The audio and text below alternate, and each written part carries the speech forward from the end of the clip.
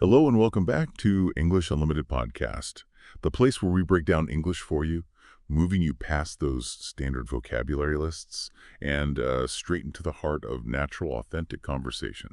I'm your host, Charlie. And I'm Jamie. It is excellent to connect with you again. Our mission today is to really understand the subtle, often highly emotional language that native speakers rely on every single day. We're moving beyond conjugation tables and into context. Right. And to do this, we've pulled some incredible real-life stories from sources like the Culips podcast, Loop's English podcast, and Mr. English channel to find those crucial, memorable expressions that will instantly level up your English. That specificity is so key. Yes. We are going to cover some incredibly colorful anecdotes today. We have everything from the heartwarming story of a deaf dog barking for the very first time, Yeah. which leads us into a discussion about emotional intensity, to an epic, sweaty, bureaucratic battle just trying to purchase a cheap flight online. It sounds chaotic, but these real-life struggles they're the perfect vehicles for learning memorable vocabulary. That's absolutely right. When a word is tied to a strong emotion or a funny, relatable story, your brain it stores it more effectively. We aren't just giving definitions, we're giving you the context and the feeling behind the words. Okay, let's dive right in with the universal problem hook for today. We have all experienced this. You're dealing with a nightmare situation, maybe a complex administrative task, a frustrating technical error, or just a truly terrible day where everything just piles on. Yeah. You are well past simply being annoyed. You are seriously, profoundly frustrated. And we're talking about that moment when the rational part of your brain just sort of gives up. How do you describe that intense, almost physical feeling of anger? Do you know the difference between saying you're frustrated and saying you feel your blood boiling? Oh, that's a good one. It's a huge gap in intensity, and native speakers use precise language to bridge that gap. And here is the teaser. When you finally throw your hands up, slam your laptop shut, and walk away from a terrible task, what is the perfect, modern, high-intensity slang phrase for that action? We are going to break down that exact, hugely popular phrase, which, in a fantastic linguistic shift, comes straight from the world of competitive video gaming. Rage quit. Mastering rage quit, the feeling of being at my wit's end, and even the subtle social debates around who gets first dibs in a queue. I mean, that's how you transition from being a language learner to a natural communicator. It truly is. We have a lot of fascinating material to explore, and we want to ensure you don't miss any of it. So, while you're here, do us a huge favor right now. Hit that subscribe button to English Unlimited Podcast and give us a quick like. That small action ensures our deep dives into genuine English mastery reach every learner who needs them. Thank you so much for the support. And now let's jump straight into the first core concept we extracted from the source material. It's not vocabulary yet, it's pure strategy, and it's the key to making sure everything we learn today actually sticks. Okay, let's unpack this strategic foundation. One of the sources started right out of the gate with a statement that learning through consistent exposure, especially with podcasts, can literally rewire your brain for language learning. That sounds like something from a sci-fi movie. Is that just a compelling metaphor, or is there measurable cognitive science behind listening consistently? That's where the power lies. It's not just marketing. It's rooted in the science of neuroplasticity. Neuroplasticity. Right? That's the brain's amazing ability to change its structure and function by forming new neural connections throughout life. So when you consistently listen to a language, you are physically strengthening the neural pathways responsible for decoding sounds, recognizing patterns, and associating those sounds instantly with meaning. So it's like building a specialized highway in your brain just for English. Exactly. A perfect analogy. Initially, when you hear a word, your brain might have to take the slow, winding country road, consciously translating and applying grammar rules. Yeah, this sounds familiar. But with consistent listening, you build that fast, automatic linguistic highway. The more you listen and engage, the faster the information travels. This process essentially shifts language processing from the slow, conscious, rule-based area of your brain to the fast, automatic, intuitive processing centers. That explains the goal then. Moving from consciously applying grammar class rules to communicating automatically without translating every single word in your head first. Precisely.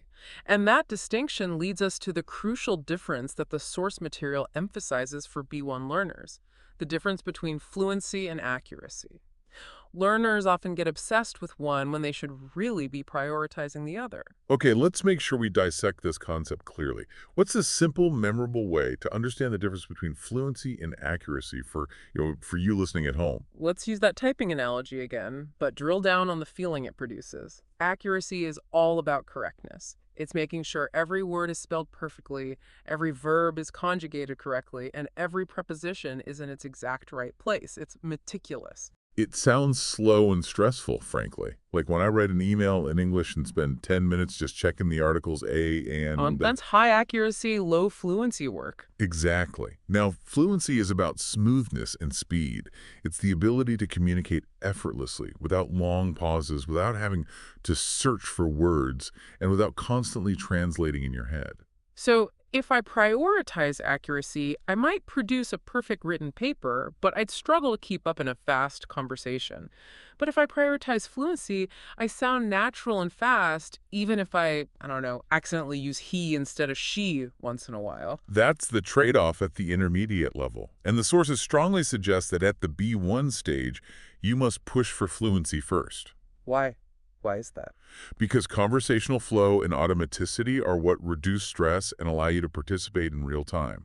If you hesitate too long, trying to be perfect, the conversation moves on without you, and you miss valuable opportunities to practice.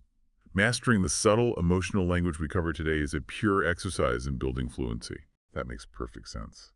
We need to be able to talk about being at my wit's end quickly, not perfectly.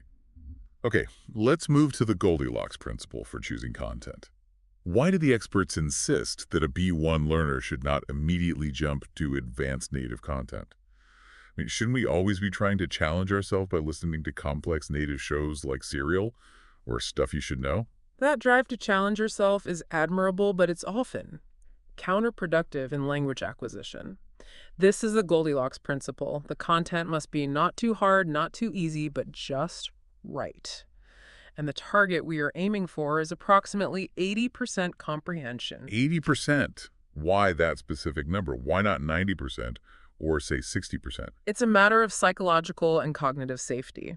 If you are listening to content where you understand 90% or more, you aren't really learning anything new. You are just reinforcing old material. It's too easy. Right. But if you jump to advanced content where you only understand 40% or 50% the language of a complex political debate, for instance, you quickly hit cognitive overload. Cognitive overload. I know that feeling. It's when your brain is struggling so hard to piece together, meaning that it actually starts to hurt. Exactly. And the sources warn that this triggers the danger of tuning out. You stop being actively engaged because the task just seems impossible. When you tune out, you stop processing the valuable 50% you could have been learning. The 80% sweet spot is ideal because you understand the main ideas and context, which keeps you engaged, but you still encounter enough unknown vocabulary and structures to accelerate your growth. So you're challenged without feeling overwhelmed. You got it. Okay, so strategy 1. Find content that's 80% digestible. Strategy 2. Once we have the right content, how do we use learning tools effectively to supercharge the process? Let's talk about the power of transcripts and speed control. These tools are what turn passive listening into active, intensive study. First, the crucial technique is listen with text accompaniment. You must be reading along with the transcript. I know reading along helps connect the sound to the written word, but can we elaborate on why that is so critical in English specifically? Absolutely. It addresses the single biggest headache in English, the notorious inconsistency of English spelling and pronunciation. Tell me about it. We have countless silent letters, shifting vowel sounds, and words that look identical but are pronounced completely differently based on context. Like the difference between read, R-E-A-D, in the present tense and read, R-E-A-D, in the past tense. Precisely. When you read along, your brain forces a connection between the sounds you hear, the phonetics, and the letters you see, the orthography. This significantly improves both listening and reading speed simultaneously, bridging that gap between confusing pronunciation and tricky English spelling rules. It's a powerful dual input system. And then there's a speed issue. Native speakers, particularly in rapid conversation, can sound incredibly fast. They do. Native speakers often compress sounds, they reduce weak syllables, and they speak at a rate faster than non-native speakers can comfortably process, especially at the B1 level. This is why the ability to slow it down is mandatory. You shouldn't just let the sound wash over you. That's passive. You need to pause, repeat, and internalize the rhythm. The sources pointed out the specific usefulness of the interactive transcript. That's where you can click on any single word or phrase. That tiny feature is a game changer. If you miss a specific idiom like rub someone the wrong way, or if you can't quite catch the rapid pronunciation of a phrase, you just click that word and the audio repeats just that segment. It allows for high precision, focused repetition, which is exactly what rewires the brain for automaticity. It turns passive listening into a structured, intensive study session. So to summarize the strategic guide, aim for 80% comprehension, read along with the transcript to conquer tricky spelling, and use speed and interactive tools to repeat what you miss until the language becomes automatic. That groundwork is essential. If you don't use the right strategy, the vocabulary, no matter how good the stories are, will just wash away.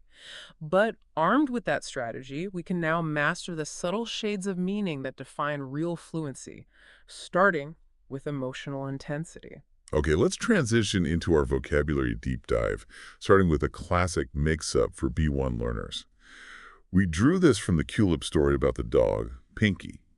The host, Andrew, received a text in Korean that used the word chunggeok, which translates to the English equivalent of shocking. But when he found out the event that Pinky, the deaf dog, had barked for the very first time, he realized his wife should probably have used surprising instead. Wait, why is that distinction so important? Isn't shocking just a more intense surprising? That's the exact confusion we need to dissect. While both words mean unexpected or out of the blue, the key insight here is that they differ fundamentally in their emotional implication. This is about connotation, not just intensity. So tell me the essential difference in connotation. Surprising is flexible. It implies an unexpected event that causes astonishment or wonder, and the feeling can be neutral, mildly positive, like a surprise party or a gift, Sure. or mildly negative, like an unexpected bill. The event is unexpected, but not necessarily emotionally traumatic. And shocking. Shocking almost exclusively carries a heavy, strong negative weight. It suggests the unexpected event is deeply unsettling, disturbing, traumatic, or morally reprehensible. When a native speaker says something is shocking, they are signaling distress or profound negative judgment. So if I get a promotion I didn't expect, I say that was surprising. If the company I work for is caught committing fraud, the news of that scandal is shocking. That's a perfect application. Let's integrate 5 distinct examples now to internalize the emotional boundary between these two words. Okay. First, positive versus negative. Finding out you won $10 is surprising, a mildly positive, unexpected event. Right. Finding out your bank account was hacked and drained is shocking. That's a deeply negative, disturbing event. The word shocking signals a severity that demands attention. Got it. What's next? Second, moral reprehension. A friend missing a meeting is surprising. It's a mildly negative, unexpected event. But finding out that friend lied under oath in court is shocking. That's morally disturbing, a serious negative event. Okay, that makes sense. Third, the context of news. News that a celebrity is getting married is surprising. But news of a major humanitarian disaster, or as the source mentioned, the death of a close friend, is described as shocking news. Shocking implies a profound emotional impact that requires processing. That's about the weight of the news. Exactly. Fourth, appearance versus reality. Seeing a house painted bright pink in your neighborhood might be surprising. Discovering that the house is built entirely out of trash and unsafe materials is shocking. It moves from unexpected to unsettling. Oh, yeah. And fifth, a more subtle one. If your child suddenly learns to ride a bike, that's a pleasant surprise. But if you discover they had secretly been running a complex financial trading account, that would be shocking and disturbing. The nuance is clear. If you are discussing something that causes genuine distress, moral offense, or emotional trauma, you have to use shocking. If you use surprising in that context, you sound dismissive. Exactly. The word choice defines the tone and the perceived impact on the community. Let's do an extended scenario role play to show what happens when a learner confuses them. We can go back to that news reporter scenario. Okay, you report on a highly disruptive event, but you try to keep the tone light by using the wrong word. Okay, so, as reporter A, breaking news. The local hospital has announced a truly surprising security failure. They mistakenly swapped the medical records of 5,000 patients. Doctors are saying people are slightly confused. As reporter B, wait a minute, surprising. Charlie, that's not surprising. That is an administrative and medical nightmare. Well, Swapping 5,000 patient files, including test results and surgical plans, is professionally and ethically shocking. It suggests gross negligence and massive harm. If you use surprising, you minimize the gravity of the potential disaster for those patients. I see. If I use surprising, I'm saying, huh, that was unexpected. But if I use shocking, I'm delivering a moral verdict. This is deeply wrong and disturbing. That word choice is fundamental for credibility. It is. Now, let's move to another word of intense emotion, this time fear. This comes from the funny Mr. English channel story about the pizza delivery man who was confronted by 10 people screaming, "Surprise!" at a party. The host said the man was terrified. Why not just scared? What precise, quantifiable level of fear does terrified represent? Terrified is the absolute maximum end of the fear scale. It means extremely afraid, a state of sheer panic, dread, or great fear that is often overwhelming and immobilizing. So how does it systematically compare to other words? We need to place it in the hierarchy. Okay, let's map it out.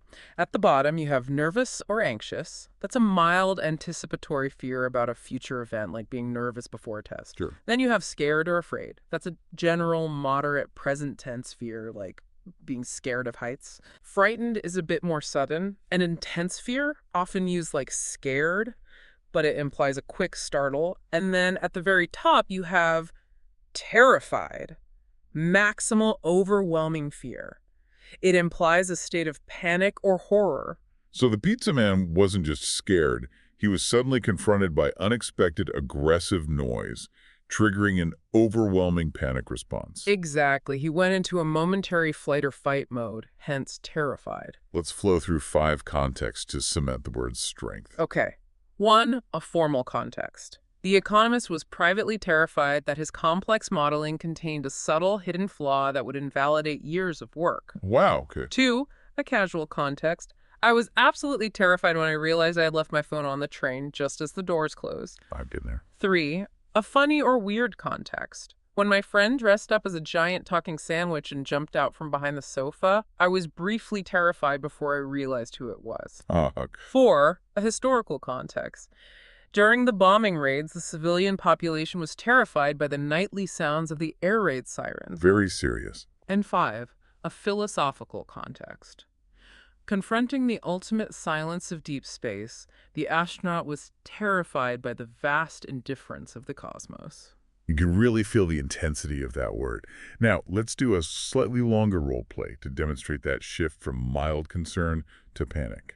Okay, we're trying to find our car in a massive, confusing parking garage at night. All right. I think we came in on level C, section 12. I'm starting to feel a little nervous because I need to get home soon. Are you sure? Because this looks more like level B to me. I'm getting scared we might walk around this huge empty structure all night. Okay, wait, I just saw a shadowy figure running between the pillars and they look like they're carrying something heavy. I'm not scared anymore. I am suddenly terrified. Let's get out of here right now. Perfect. The moment you use terrified, the situation transitions immediately from an inconvenience to a genuine crisis. What are the key collocations? We often use intensifiers like absolutely terrified or utterly terrified, and it collocates strongly with phobias and high-stakes dangers.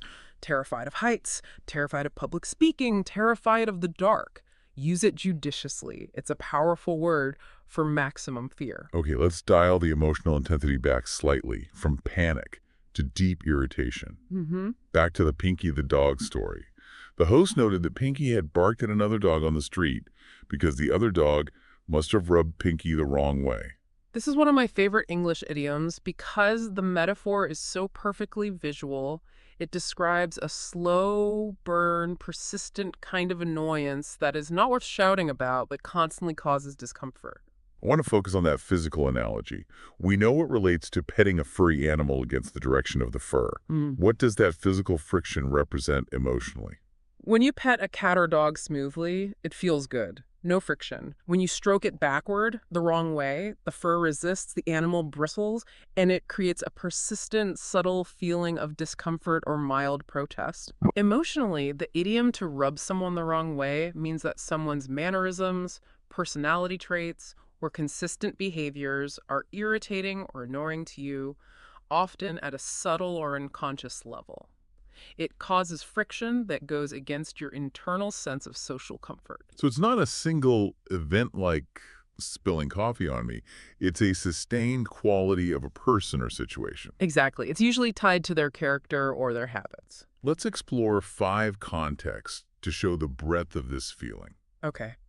1, a formal context. The new consultant was extremely knowledgeable, but his habit of correcting the CEO in front of everyone rubbed the entire executive team the wrong way. It was a breach of corporate etiquette. Okay, I can see that. 2, a casual context. My neighbor always cuts our conversation short by looking at his watch and saying he has to leave. It rubs me the wrong way because it feels like he thinks my time is less valuable. That would bother me too. 3, a funny or weird context. I know it sounds petty, but the way my coworker eats soup incredibly loudly really rubs me the wrong way. I want to like him, but that noise creates constant friction. That's a great example. 4, a historical context. During the early 20th century, the relaxed behavior and fast music coming from the new generation rubbed the older, more conservative generation the wrong way. Okay. And 5, a philosophical one. The philosopher argued that constant, shallow social media engagement rubs him the wrong way because it fundamentally goes against the human need for deep, meaningful connection. The source gave the perfect example.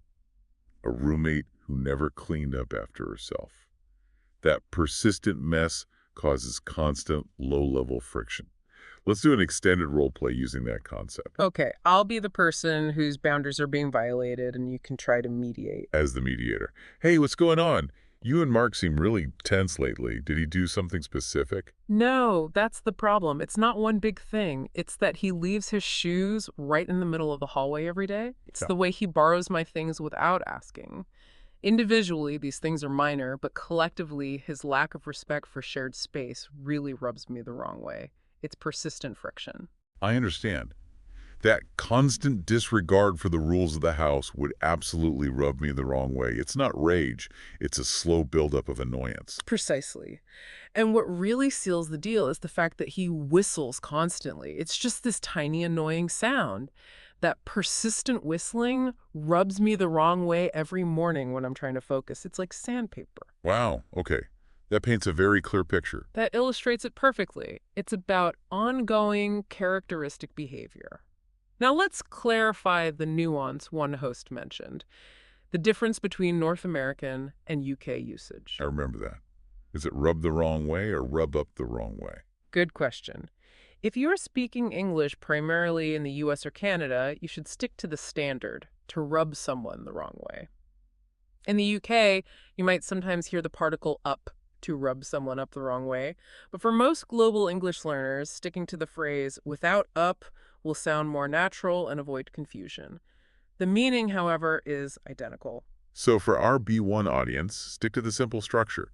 It's only used for manners, habits, and persistent personal traits. Correct. You wouldn't say the sudden car accident rubbed me the wrong way. You would say the politician's evasive style rubbed me the wrong way. That covers annoyance. But what happens when that irritation escalates into full-blown quitting?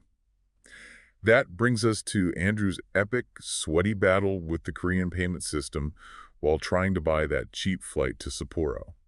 He eventually abandoned the purchase altogether. This is the perfect context for the modern slang term, rage quit. Yes, and this is a fantastic linguistic insight into how modern culture infiltrates language. The term started in online gaming, describing a player who, overwhelmed by frustration or defeat, quits the match, often dramatically, mid-game. Since it's slang, should learners use it? And what specific, intense level of anger is required to qualify as a rage quit? Learners should absolutely use it in casual and semi-casual settings. It's widely understood and instantly recognizable as a high-intensity term. However, you have to recognize its informality. You wouldn't use it in a formal presentation. And the level of anger is, it's extreme frustration or fury. It's the breaking point. How does this spontaneous, angry abandonment compare to a rational decision like resigning or just taking a simple break? A break is intentional, and a resignation is usually procedural. A rage quit is impulsive, emotional, and abrupt. It's the opposite of rational problem solving.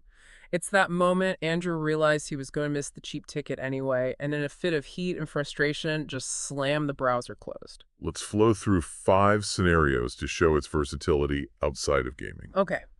1. A formal context, used metaphorically. The team leader warned that if the bureaucratic hurdles continued, the software engineers might rage quit the entire project out of sheer frustration. Right. 2. Casual context. I spent 2 hours trying to follow this recipe, but when the sauce separated, I had a total rage quit and just ordered takeout instead. I have done that. 3. Funny context. I was trying to teach my grandpa how to use his new tablet, but when it asked him for a password he didn't know, he had a spectacular rage quit and threw it into the sofa cushions. Ugh. I can picture that. 4. A historical context, used retroactively. When the inventor couldn't make the early electrical experiment work after 3 days without sleep, he must have been tempted to rage quit the entire scientific endeavor. Sure. And 5, a philosophical one. The modern phenomenon of rage quitting reflects a cultural exhaustion with opaque complexity and unnecessary digital friction in daily life. I think that last point is really important. Rage quit gives us a perfect word for that modern frustration with technology that just doesn't work right. Let's do an extended role play demonstrating that exact feeling. Okay, we're 2 colleagues working on a complicated, buggy program. I've been trying to merge these documents for 45 minutes, and the system keeps saying, error 404, access denied. I rebooted twice. Did you remember to clear your cache and log in with your multi-factor authentication token on your personal phone? I did that, and now the screen is just flashing red. This is impossible. I've reached my absolute limit. I'm going to rage quit this entire task and go for a walk. I can't look at this program for another second. That sounds like a necessary action before you actually damage the equipment. Come on, let's take a break. That system is definitely designed to make people rage quit. It's a great word. Uh, Any collocations? You can use it as a compound noun, like a rage quit incident, or as a verb, he rage quit the process. The key is that the anger is the direct cause of the abandonment. And that rage quit happened only after Andrew had endured the insane security verification system for his flight. He mentioned CVC, PIN, phone code, automated call, password, and a QR code.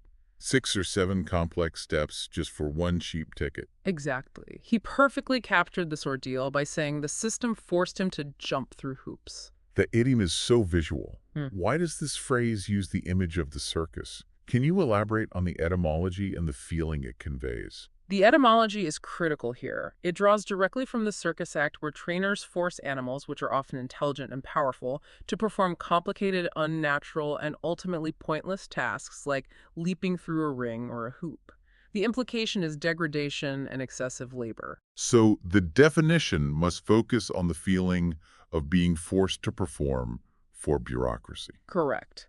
To jump through hoops means to complete many unnecessary, complicated, or burdensome steps in order to accomplish a goal, especially when dealing with rigid rules, bureaucracy, or excessive red tape.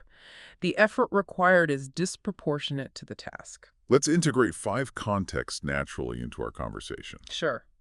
1. A business context.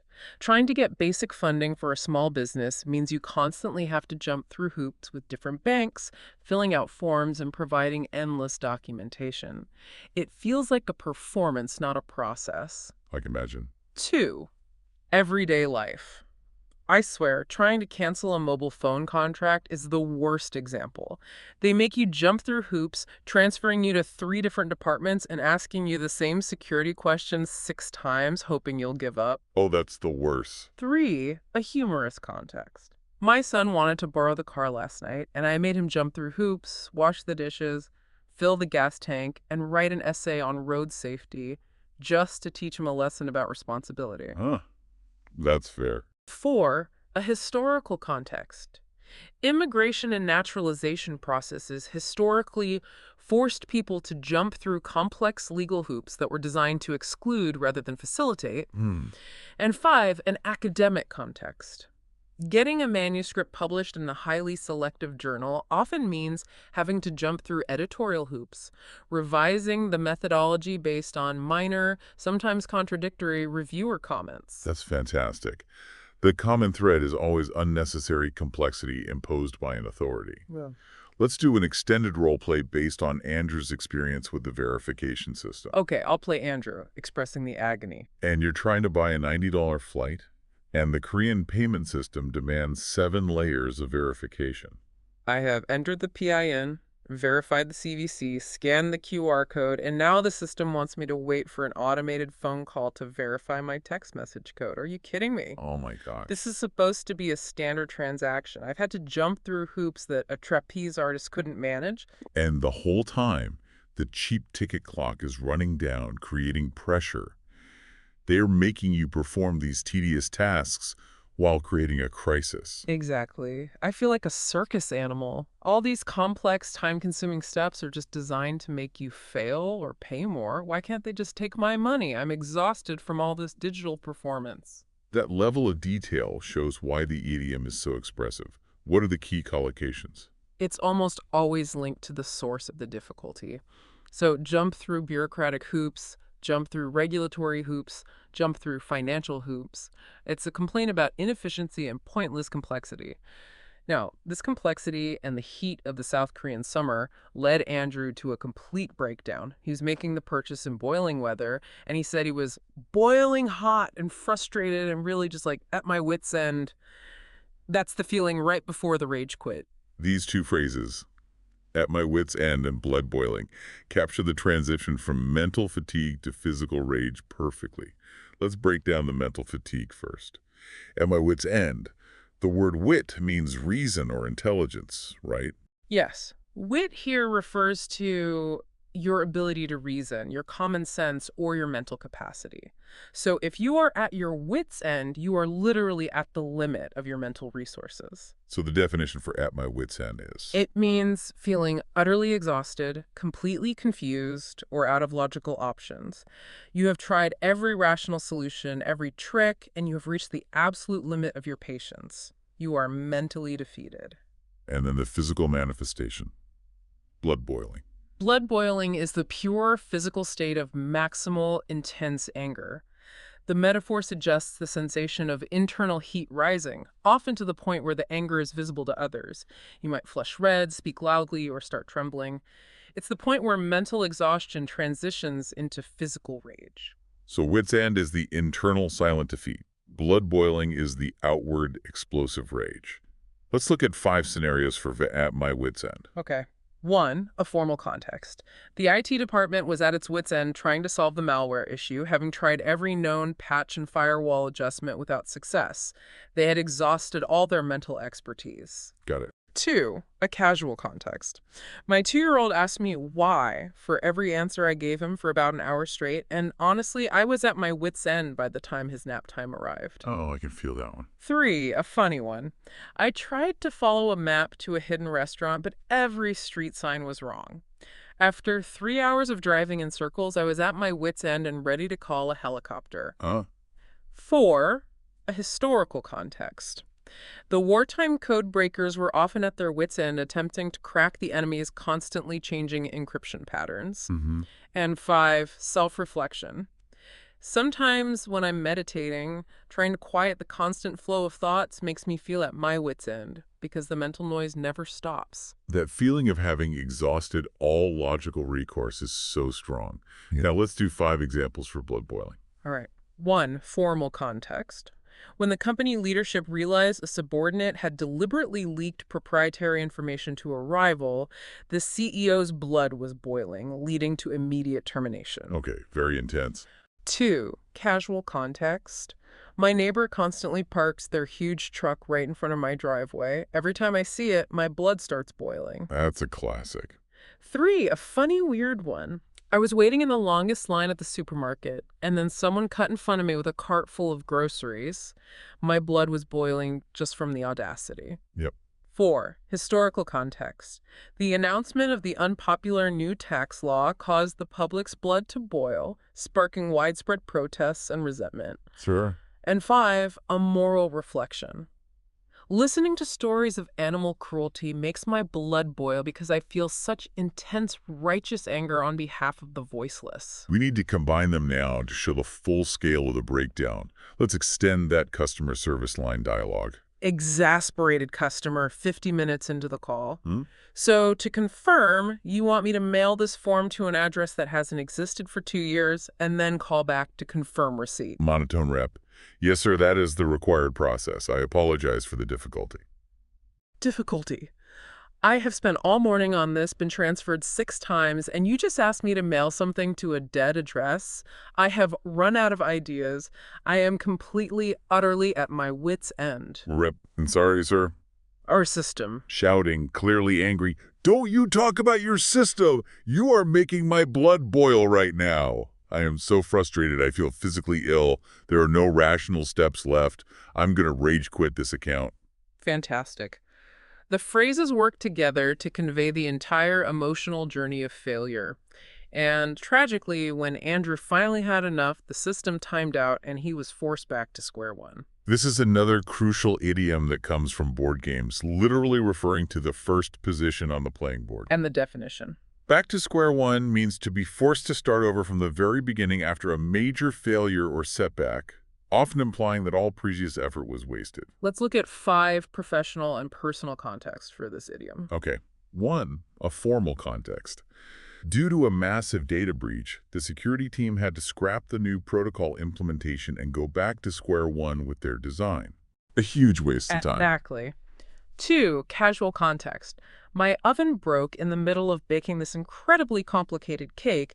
Now I have to buy all the ingredients again, and I'm totally back to square one. Oh, that's heartbreaking. 3. A funny one. I finally assembled the entire 1,000-piece puzzle, and then my cat walked across the table. I'm literally back to square one. No. 4. Scientific context. If a hypothesis is definitively disproved by experimental evidence, the entire research project may need to go back to square one to reformulate the underlying theory. Right. And 5. A personal context. I thought I had reconciled with my friend, but a new argument started today, and now it feels like we are back to square one in repairing our relationship. It's used everywhere when progress is undone. Absolutely. It's perfect for project management, technology issues, or anything where a process has to be completely restarted. Let's move to the language of modern consumer behavior. During the flight purchase, Andrew saw a classic online marketing trick. A countdown timer and warnings that seats were limited. He asked, is this genuine scarcity or just a sneaky sales tactic? This phrase is essential for navigating the digital world where urgency is often manufactured. Define sneaky sales tactic for us. A sneaky sales tactic is a dishonest, tricky, or manipulative technique designed to pressure a potential customer into buying a product or service quickly, often by exploiting psychological triggers like fear of missing out or FOMO or false deadlines. This is a great area for 5 expanded examples because it's so relevant to modern life. It is. Okay, 1. A formal context. The Consumer Protection Agency issued a warning against the company's practice of using a sneaky sales tactic that hid mandatory insurance fees until the final checkout page. Oh, hate that. 2. Casual context. The car salesman was using a classic sneaky sales tactic when he said, I can only offer you this price if you buy it right now. Yeah, that false urgency. 3. Funny context. When my friend pretended she was going to eat the last piece of pizza just to pressure me into ordering a whole new one, that was a slightly successful sneaky sales tactic. That's clever. 4. A historical context. Patent medicine vendors used the sneaky sales tactic of offering free samples to hook people into buying larger, overpriced bottles. Okay. And 5, an ethical reflection. Clinics argue that targeted advertising that exploits personal insecurities, such as showing weight loss ads to people who have recently searched for diet plans, is a fundamentally sneaky sales tactic. I love the nuance there. Let's role-play the online shopping experience. Okay. Looking at a travel site, look at this site. They say this flight price expires in 4 minutes and there are only 3 seats left. I need to buy now. Hold on. Don't panic.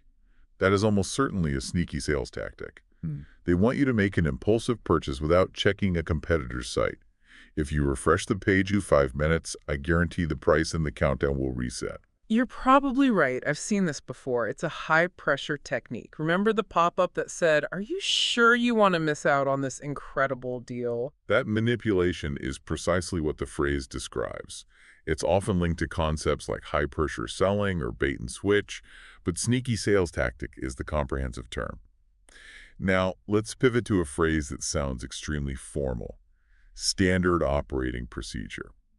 Andrew used this casually to describe the required Korean text verification system. This is an excellent phrase for B1 learners because it allows you to sound formal when necessary, but it's also widely used casually. Define standard operating procedure. Standard operating procedure, or SOP for short, is the established, official, or routine way of doing things. It's the mandatory routine process that must be followed every time. But if I use a formal term like SOP in a casual setting, won't I sound stiff and unnatural? I would normally just say it's their custom or it's the usual habit. That's a fantastic point and why we need to clarify the nuance.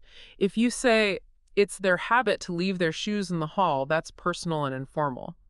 But if Andrew says entering 6 codes is standard operating procedure for Korean online purchases, he's acknowledging that while the step is annoying, it is an established, mandatory, official rule of the system. He's justifying the tediousness by calling it a rule, not a habit. I see. It acknowledges an institutional necessity. Let's integrate 5 scenarios. Okay. 1. Formal context. Before the surgeon begins any operation, verifying the patient's identity and consent forms is standard operating procedure. Sure, makes sense. 2. Casual context. If we go to my mother's house, bringing wine and flowers is standard operating procedure. Otherwise, she gets upset. Huh, I know that feeling. 3. Funny, weird context. Whenever we go camping, getting utterly lost for at least 30 minutes is the standard operating procedure for my terrible sense of direction. A personal SOP. Exactly. 4. Its original use, the military context. Troops are trained to follow the standard operating procedure for equipment shutdown, ensuring safety and consistency even under extreme stress. Right. And 5. Business context.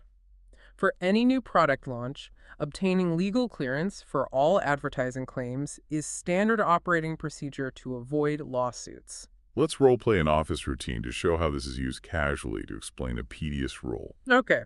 As a new employee, I finished the report, but I don't understand why I need 3 different managers to sign off on a basic expense request. As a mentor, oh, that's just the standard operating procedure here. We call it the triple check system. It was put in place after someone accidentally expensed a yacht cruise 10 years ago. It's annoying, but it's the SOP. So even though it's inefficient, it's mandatory. Exactly. It's the expected routine you must follow. When you start here, you learn the SOPs very quickly. The key takeaway is, use it when you want to explain why a process is rigid, required, and non-negotiable, even if it feels excessive. Okay, this is my favorite part. The philosophical debate about unwritten social rules. Andrew from Culips raises a fantastic question based on an elevator experience. Who gets priority when exiting the elevator to approach a service, the person closest to the door or the people who are waiting in the lobby first? It's a wonderful dilemma because it pits your immediate instinct against a perceived rule of fairness. Andrew's initial decision was to let the people waiting go first, and he described this immediate, unthinking choice as his gut reaction. Wait, should B1 learners rely on a gut reaction in high-stakes social situations or new cultures? Isn't that dangerous if the instinct is based on cultural assumptions that are wrong? That is the core question. A gut reaction is valuable because it is fast. It is your system one thinking immediate subconscious pattern recognition. But you are right, if your cultural patterns don't match the new context, your gut can be totally misleading. The definition is an immediate instinctive decision or feeling made without deep logic or conscious thought based on intuition. So it's intuition versus reasoned thought. Let's do 5 examples to illustrate how often we trust or distrust our gut.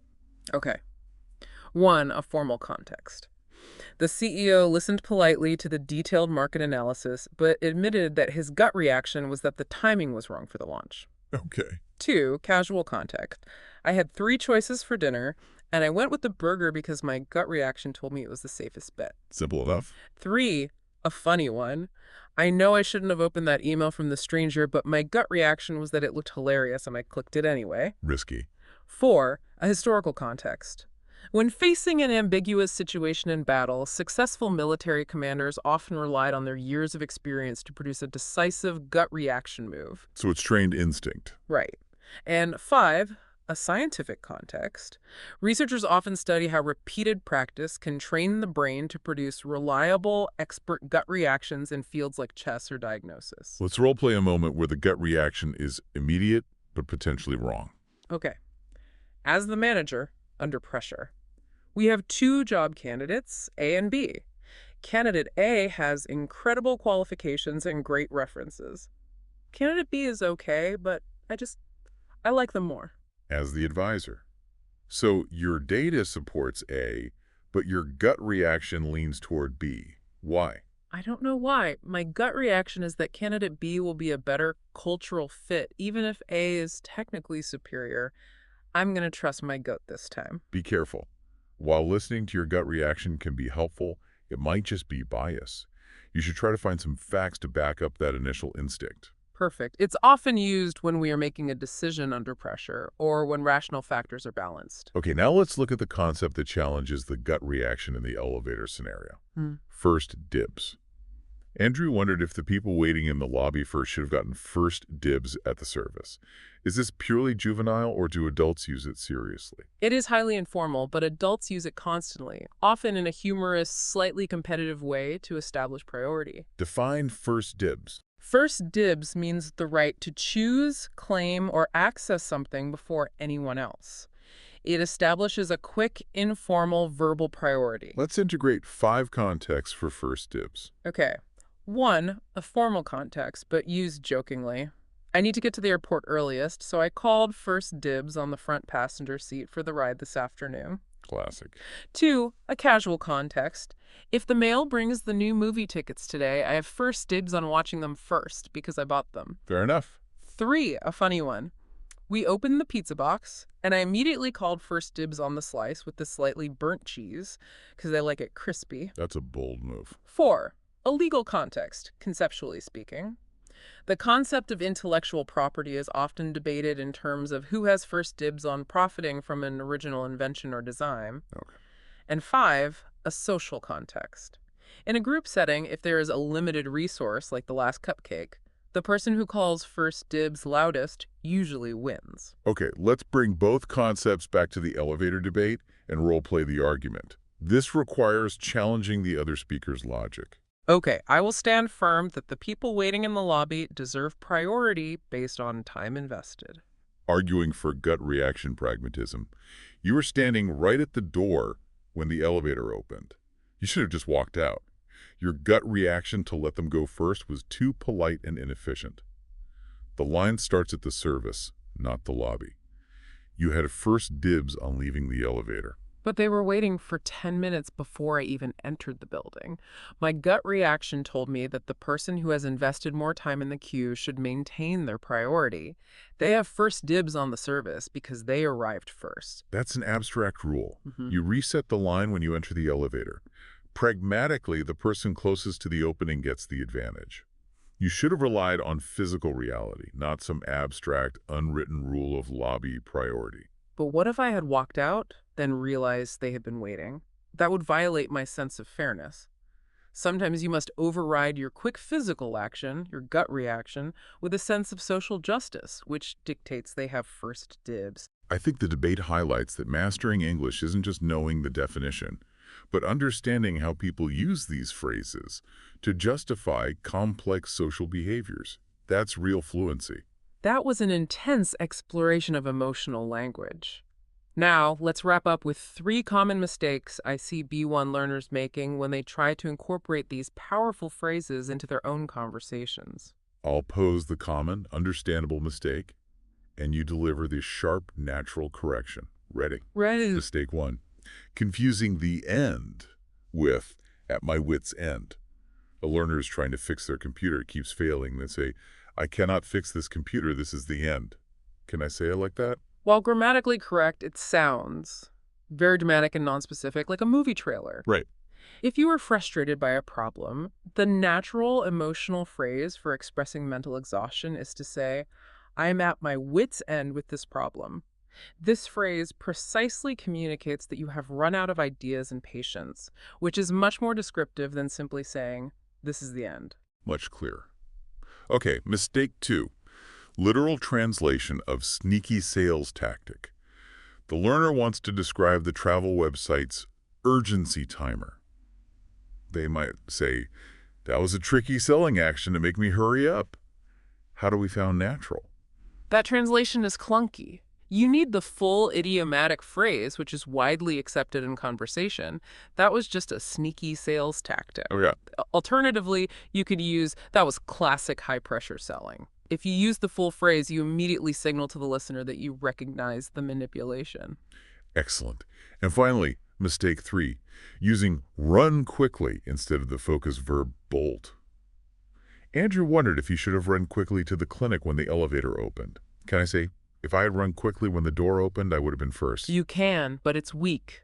Native speakers use the strong, specialized verb to bolt to describe sudden, rapid, focused movement. It's an immediate, sharp acceleration. The preferred native correction would be, had I just bolted as soon as the elevator door opened, I would have saved 20 minutes. It emphasizes the immediate, unexpected speed of the action. So, to bolt implies speed combined with intent and suddenness. Precisely. It's a very active, powerful verb to have in your vocabulary arsenal. We navigated brain science, elevator etiquette, and extreme rage today. Let's give Charlie and you at home a quick 3-part quiz to solidify the new vocabulary. I'm ready. Test 1. If your coworker's constant habit of correcting minor grammatical errors in your speech makes you annoyed and uncomfortable, you could correctly say, his pedantic behavior rubs me the wrong way. True or false? True. That is a perfect use. It describes persistent, characteristic behavior that causes subtle friction. Correct. Test 2. When a technical failure forces you to abandon all your saved work and begin the entire complicated process from the start, you are back to square one. True or false? True. You lost all progress and must return to the beginning, just like in a board game. That is correct. Final test 3. If you tell your friends, my blood is boiling, it means you are experiencing calm, focused determination to solve a problem. True or false? False. If your blood is boiling, you are experiencing intense, physical, visible anger, and you are probably very close to a rage quit. Excellent job. You have mastered the intensity scale today. Let's quickly summarize the key takeaways that should guide your future study. Our top 3 core concepts today were, first, the 80% rule for strategic listening. To maximize growth without suffering cognitive overload, find content where you understand about 80% of the material. This keeps you challenged and engaged. Second, the critical emotional distinction. Remember that surprising is neutral or mild, while shocking conveys strong, negative, unsettling, or even traumatic intensity. Word choice matters fundamentally when discussing serious issues. So important. And third, language is memory. Practicing English through highly relatable, emotional, and funny stories, like Pinky the dog or the Sapporo ticket ordeal, helps your brain connect the language to genuine context, making the words stick more effectively than rote memorization. And our top 5 essential words and phrases learned today, which should enter your active vocabulary immediately, were to rub someone the wrong way, rage quit, jump through hoops, at my wit's end, and first dibs. We encourage active application. Which brings us to our micro challenge. This week, we want you to use one of the new phrases, especially jump through hoops, to describe a difficult administrative or technical task you face this week. Write a sentence or two describing the tediousness of that task and share it with a friend who is also learning English, or mentally prepare that sentence for the next time you face a bureaucratic headache. Active use is what seals the deal. And that brings us to the end of another extensive deep dive. If you found value in this conversation, don't forget to hit that like button and subscribe to English Unlimited podcast. We look forward to continuing these linguistic explorations with you. I'm Charlie. See you next time. And I'm Jamie. Bye.